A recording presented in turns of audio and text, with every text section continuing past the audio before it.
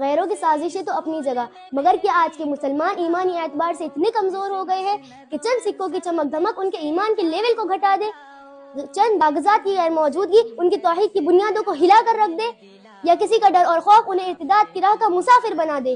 بلکہ ہمارا ماضی تو ہم سے یہ کہتا ہے کہ جہاں پر بات ایمان کی آئی تو ہمارے اسلاف نے اپنا گھر بار، مال و متاع، حتیٰ کہ اپنا وطن بھی چھوڑ دیا صرف ایمان کی حفاظت کے لیے۔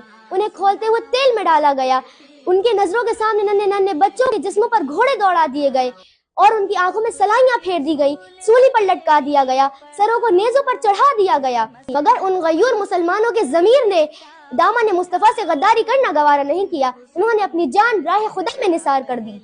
تو ہم کیوں بھول گئے اپنے پیارے نبی کی قربانیوں کو؟ ہم کیوں بھول گئے صحابیات کی قربانیوں کو؟ ہم اپنے اسلاف کی قربانیوں کو کیسے بھول گئے؟ ہم کیسے بھول سکتے ہیں اس بلال حبشی کو جس نے تپتی ہوئی ریت پر اپنے سینے پر پتھر رکھ کر گھسیٹوانا تو گوارا کیا لیکن توحید کا انکار کرنا گوارا نہیں کیا، کسی بھی طریقے سے اپنے ایمان سے کمپرومائز نہیں کیا؟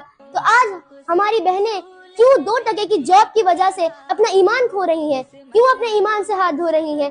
اس دنیا کی 2 ٹکے کی رنگینیوں کی وجہ سے ہماری بہنیں اپنے ایمان کا سودا کر رہی ہیں۔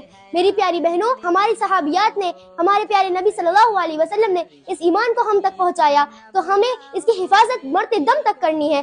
چاہیے تو یہ تھا کہ ہماری اسلامی شہزادیاں دنیا کی چیزیں ٹھکرا دیتی لیکن اپنے ایمان کے ساتھ کمپرومائز نہیں کرتی، لیکن ہوتا تو یہ ہے کہ کوئی بھی ایرا غیرہ آتا ہے اور ہمارے ایمان کو ہم سے چھین کر لے جاتا ہے۔